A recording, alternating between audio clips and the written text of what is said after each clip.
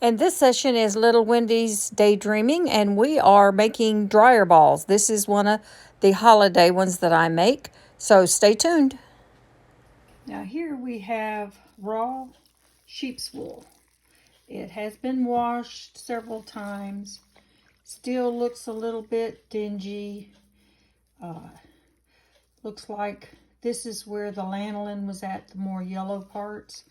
But it's not sticky, so we have gotten that out. I still see a little bit of hay and little vegetable matter, but that will come out in the process. So what I'm going to do now is I'm going to put this on the stove and I'm going to heat it up and simmer it for a little while. And what I'm trying to do is to get it a little bit cleaner. You see it's a little soapy here. That's just Dawn dishwashing liquid. And it will get a lot cleaner than this.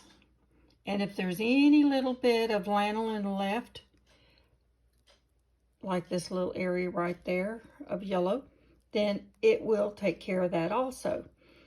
This is the process of washing the baby doll sheep's wool. I've already washed it maybe 5 times, and you wouldn't believe some of the, well, if you raise sheep, you would. Some of the vegetable matter, stickers, rocks, sand, and who knows what else. This might be another, this might be a sticker right there, right here. It's one of those little, this is one of those stickers. And if you've ever had dogs and animals, you know what that little sticker will do to their fur. So there's still some of these in here, and like I said, in the process, we'll go ahead and get rid of that. Now, if I heat this up and agitate it and add cold water, then I will felt it. But a little bit of felting is okay, because that's exactly what I'm going to use it for, is dryer balls for your dryer. So this is the first part after I've done all the deep cleaning. So let me get this heated up and boiled a little bit. See if we can get any of this extra dirt out. I can already see the water. I can already see the water changing color. So some of that extra sand and dirt is already starting to release. And oh, there's some more of those little stickers. So we'll get the rest of those little buggers out, and we'll get to the next process, which is drying. I already have some dried, but then we will dry this for a few days until it's very dry, and then I will comb it out on the blending board, and then I will blend it with some other colors that I have actually dyed previously. And today we are going to make my tie-dye dryer balls. So, and I'll show you those in a minute. Okay, so now this is what it would look like after it's dry. And I have put it on the blending board and made these little small, I call them blankets, but I'm sure there's a proper word for them. I also found a few more of these little stickers. So not to worry, because we keep combing and processing, and we will eventually get all of those out. And then at this stage, if I wanted to dye it, here is some of my dyed yarns. So we have orange and greens and blues and pinks. I've used most of the pinks. Here's some pink. And I guess I've used up all of the, I had some maroon also. I like the lighter colors. So if I decide not to dye, this is a natural dryer ball that I have felted, and I will do one more wet felt and it'll get it a little tighter. If I decided to put color on this at this stage, then I would blend it all. This is what I'm doing here. I would blend it, and I'm going to show you how I do these colors and the finished product. So let me get this set up. Okay, at this point, I usually start with the natural, and I've got a nice little section of natural, and I will start with my colors, and somewhere near the top, this will be the top side, and underneath is the bottom side. Somewhere in my coloring, I also can add, this is alpaca. You can see how nice and pretty it is. It's pretty long. That's the length of it. So not near as short as the sheep's wool. So this is going to be my little blanket for the tie-dye dryer ball. So I'll set that aside and use that at the end, because I want it on the top side, not on the bottom side. I want to be able to see it. And you can start with any color. It doesn't have to be a particular color. Basically, I'm just blending these colors in, giving it a little bit of color here. And I've still got, I've been into the elderberries again, so I've still got purple fingers and fingernails. Let's see, I'm just going to add a little bit of this pink, and it can be really sporadic because I want holes. It's totally different than tie-dyeing a shirt, for sure, but then I take my little brush, mash it down in those little teeth. Just give it enough so I can add more to the top of it. And if it's a little bit thick in areas, then I just stretch it out. It's very forgiving. And then I'll go for some green. I like this lime green. And I have combed this once, so I've given it a little bit of comb. But it's not, if I didn't, it would look like this without the dyeing. And these particular dyes is RIT dye, although I have used other things that are organic to make dyes also, but that's for another whole story. And as you can see, I'm just putting it in anywhere. There's no rhyme or reason. All I'm wanting to do is to get a vast array of colors. I want some of it to be dark in areas, and I want some of it to be light. And after the green, I could put a little bit of this blue. Like I say, just a tiny bit, because I want more greens to stand out in this one. And I like doing fiber arts because you can just make really unique things. And now I'm going to use the orange because I want more of the orange. This has some light orange in besides the dark orange. And I like some darker colors to kind of pop through on the tie-dye.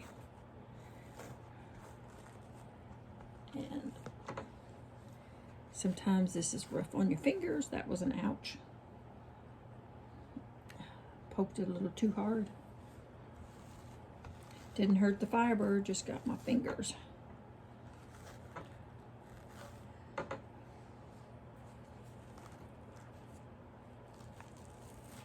And just stretch it out.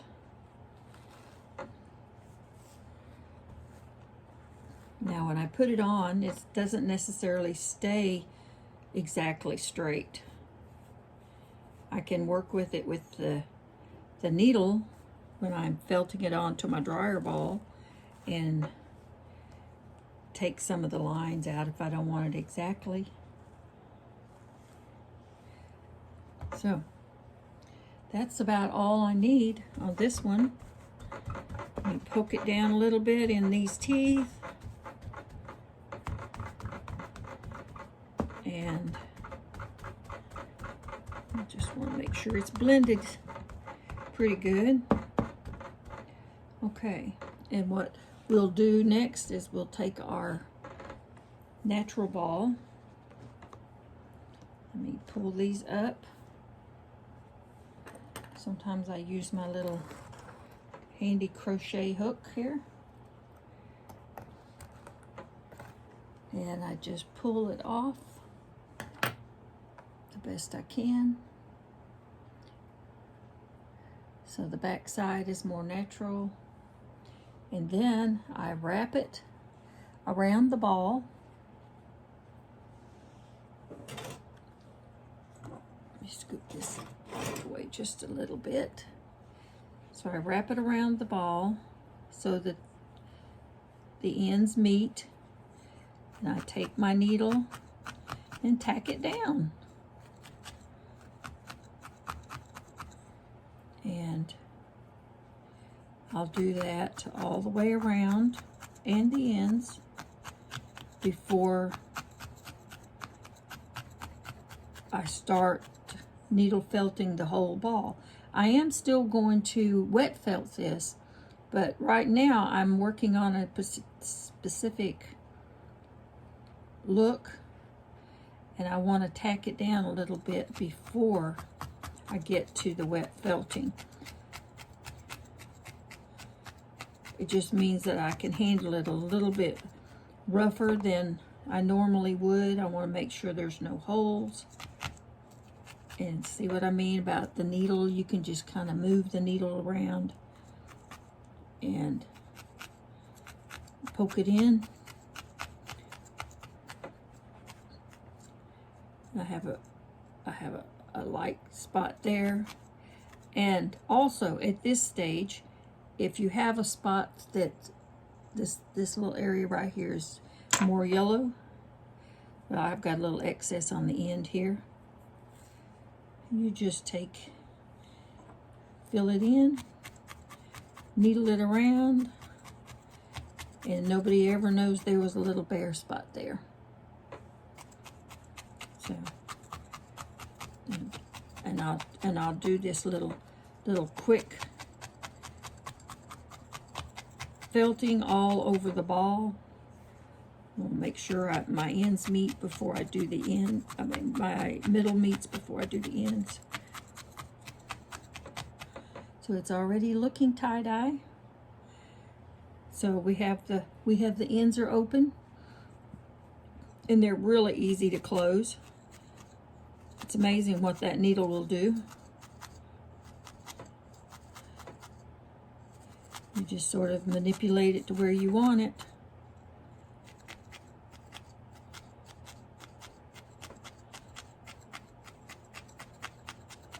And then you have your first closed end. Like I said, it doesn't stay exact straight lines, which is more like the tie-dye t-shirts. See? So. And then the same thing with this end. So So there's more of this light, and I would really want the color to stick out more. And this end is going to have less orange on it, has a little more pink.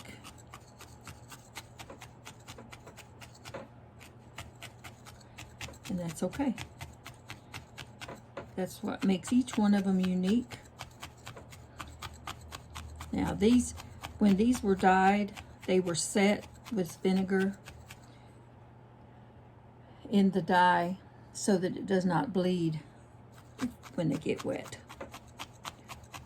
Much like the original tie-dyeing. And I'm just doing a quick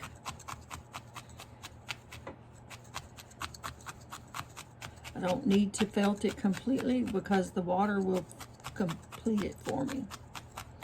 I just want to keep my fingers out of the way.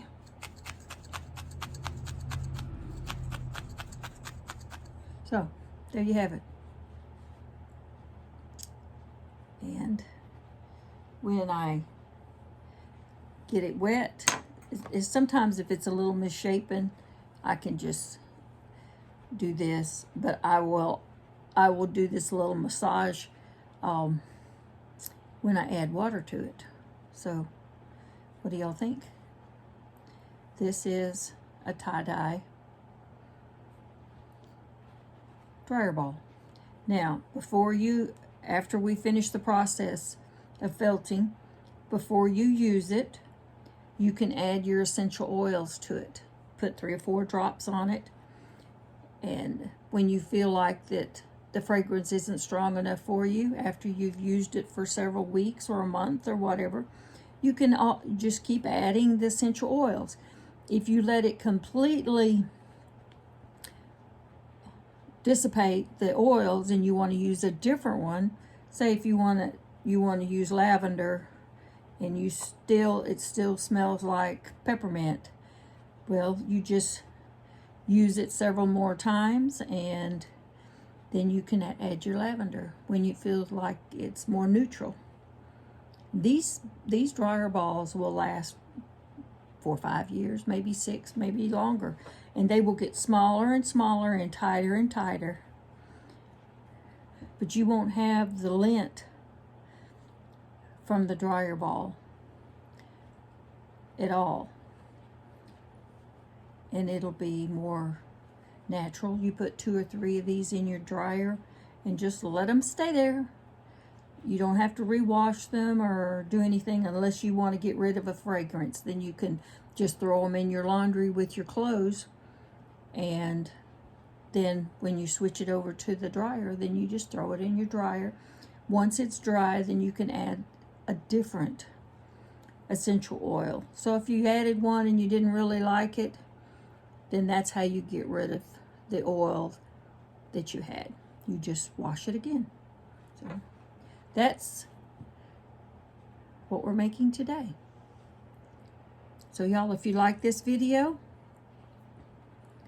and you would like to see more of our fiber arts, please give us a thumbs up, a comment, share, and we will see you on the next one.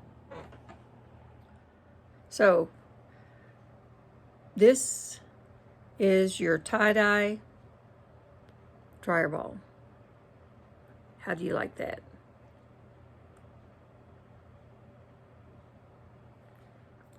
And I thought I would show you some of the specialty dryer balls that I do. This one I'm going to use in a raffle at a meetup. This is, guess what? Does it remind you of Christmas? So this is Santa Claus, and I can do just about any color, but I thought this would be fun for the holidays. So what do you think? Might well like to keep them, but I made them for a raffle.